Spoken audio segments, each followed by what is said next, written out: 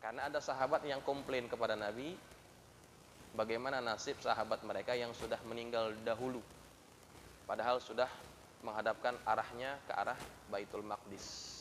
Allah tidak akan pernah abaikan itu. Allah tidak akan pernah mensia-siakan itu semuanya. Innallaha bin nasi la raufur rahim. Di akhir ayat itu Allah Subhanahu wa taala menyebutkan salah satu sifatnya, yaitu rauf dengan rahim. Maha pengasih dan juga maha penyayang. Jamaah sekalian, ketahuilah dua sifat inilah dua sifat yang Allah sematkan kepada baginda Rasulullah SAW. Ya. Nama Allah kan banyak ya, 99. Tapi tidak semuanya diberikan kepada makhluknya, kepada hambanya. Ada sifat-sifat yang Allah miliki, yang itu juga diberikan, disematkan kepada Rasulullah SAW. Di antaranya Rauf, Rahim. Laqad ja'akum rasulun min anfusikum azizun 'alaihi ma 'anittum harisun 'alaikum bil mu'minina Raufur Rahim. Itu dua sifat yang sebetulnya sifat Allah, tetapi disematkan kepada baginda Rasulullah sallallahu alaihi wasallam. Saya ingin gambarkan kepada para jamaah bagaimana sifat ini sebetulnya. Kita bayangkan kepada Nabi kita Muhammad saja. Jamaah sekalian, bagaimana Nabi sayangnya kepada kita. Jangankan urusan nanti di akhirat, urusan dunia Nabi akan utamakan kita umatnya. Sewaktu perang Khandaq, perang yang mana Nabi kita Muhammad SAW menggali parit besar, dipanggil semua sahabat untuk bergotong royong menggali parit di sekitar keliling kota Madinah. Berhari-hari para sahabat itu menggali parit. Tentunya ketika sudah penat, ada sahabat yang minta izin ingin pulang ke rumahnya, ingin istirahat. Nabi izinkan. Tetapi sudah beberapa hari bekerja, Nabi tidak pernah pulang ke rumahnya untuk makan ataupun untuk berehat. Sudah beberapa hari dilihat Nabi tidak pulang ke rumah. Kenapa? Karena di rumahnya Nabi waktu itu tidak ada makanan. Maka kemudian keadaan itu dilihat oleh salah seorang sahabat yang bernama Jabir bin Abdullah.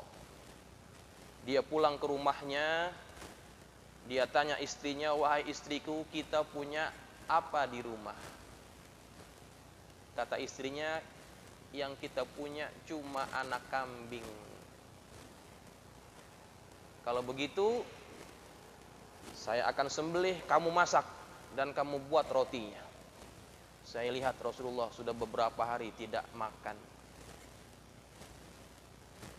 Saya akan panggil Rasulullah untuk datang ke rumah kita, dan saya akan ajak Rasulullah bersama para sahabatnya beberapa orang. Kemudian setelah disembelih, dimasaklah daging itu oleh istrinya. Dia kembali ke tempat pekerjaannya, dibisiki Nabi kita Muhammad SAW, "Ya Rasulullah, nanti makan siang di rumah. Saya sudah siapkan sedikit makanan. Bawa beberapa orang sahabat. Saya sudah siapkan seekor anak kambing untuk cukuplah beberapa orang untuk kita makan." Baik.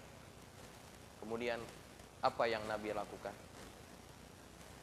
Nabi keluar daripada tempat penggalian, Nabi panggil semua sahabat. "Wahai sahabatku sekalian, kita diundang makan sama Jabir." Jabir yang ngundang malah merasa ketakutan. Kenapa ketakutan? Persiapannya cuma anak kambing, yang kerja ratusan orang. Bagaimana cukup? Wajah Jabir kelihatan merah, ketakutan. Takut nggak cukup itu makanan. Ini yang hadir bekerja ratusan orang sahabat. Kemudian Nabi lihat wajah Jabir yang merasa risau, ketakutan, dipanggil. Kamu pulang ke rumah, bilang sama istrimu jangan buka kuali sebelum saya datang. Maka pulanglah Jabir ke rumahnya, dikasih tahu istrinya, ya wahai istriku, Nabi ajak semua sahabat. Nah, istrinya pun ketakutan juga.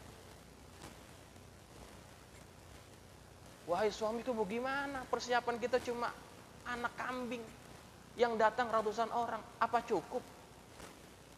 Kemudian kata Jabir, tapi Nabi pesan, sebelum dia datang jangan angkat kualinya, jangan buka kualinya.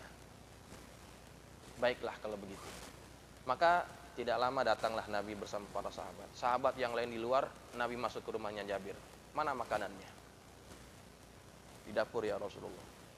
Maka Nabi masuk ke tempat makanan yang sudah disiapkan itu. Nabi buka, Nabi doakan. Nabi minta mana rotinya? Diberikan rotinya. Kemudian Nabi yang atur makanan itu. Dipanggil satu demi satu sahabat untuk masuk ke dalam mengambil jatah makanannya. Satu masuk, keluar. Ambil satu lagi, keluar. Sampai semuanya dapat makanan, baru kemudian Nabi makan. Jamaah sekalian, sebetulnya pada waktu itu siapa yang paling lapar? Yang paling lapar adalah Rasulullah Shallallahu Alaihi Wasallam. Ketika para sahabat yang lain ada ketikanya mereka pulang ke rumah untuk makan dan istirahat, Nabi tidak makan, Nabi tidak istirahat. Padahal waktu itu yang paling lapar adalah Rasulullah Shallallahu Alaihi Wasallam. Seharusnya Nabi yang lebih dulu mencoba makanan itu menghilangkan rasa laparnya. Tapi Nabi tidak mau. Nabi rela menahan rasa laparnya agar para sahabat yang lain kedapatan makanan itu. Lebih baik yang lain dapat, aku tidak dapat, daripada aku dapat, sahabat yang lain tidak dapat. Itu contoh Raufur Rahim. Kalau kita jadi pada posisi Nabi, kira-kira siapa yang paling banyak nyendok dagingnya itu? Kita. Sebelum yang lain makan, kita duluan yang pilih dagingnya yang gedean dikit, itu buat kita. Kita itu. Yang lain nggak dapat, nggak apa-apa, yang penting kita dapat. Tapi Nabi tidak, jamaah sekalian. Nabi sayangnya kepada umat, pada perkara yang seperti itu Nabi sangat perhatikan. Nabi lebih merelakan dirinya lapar, jangan sahabat yang lainnya lapar. Itu. Bagaimana nanti pada hari akhirat? Yang mana rahim itu adalah merupakan sifat siapa? Allah. Nah, di antara bentuk rahimnya Nabi Muhammad SAW pada hari akhirat itu akan diberikan, akan ditampakkan oleh Allah Subhanahu wa taala. Bahwa yang akan dibela Nabi bukan hanya umatnya, tetapi semua orang yang mengakui Allah sebagai Tuhan, ada sebesar zarah keimanan pada hatinya, maka orang tersebut akan dibela oleh Nabi kita Muhammad SAW. Walaupun bukan umatnya, karena Nabi adalah rahmatan lil alamin, rahmat untuk seluruh alam, bukan hanya untuk umatnya saja. Tuh, ya. Jadi itulah gambaran bagaimana sifat Allah Raufur Rahim. Yang sifat itu diberikan kepada Nabi kita Muhammad SAW. Bagaimana dengan Allahnya yang bersifat dengan sifat itu. Makanya masalah pahala Allah sangat murah. Allah sangat murah. Ya.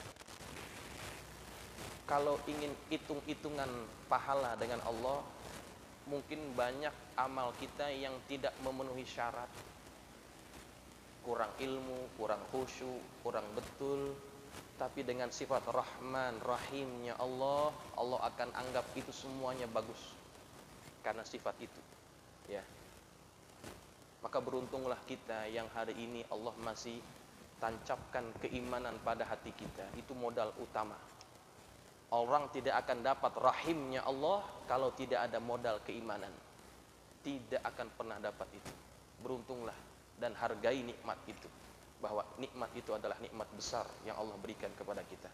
Seandainya Allah tidak berikan dunia dan isinya, tapi Allah berikan nikmat iman, sesungguhnya itu adalah lebih baik daripada apapun yang Allah tidak berikan kepada kita. Baik, jamaah sekalian yang dirahmati Allah, kita terus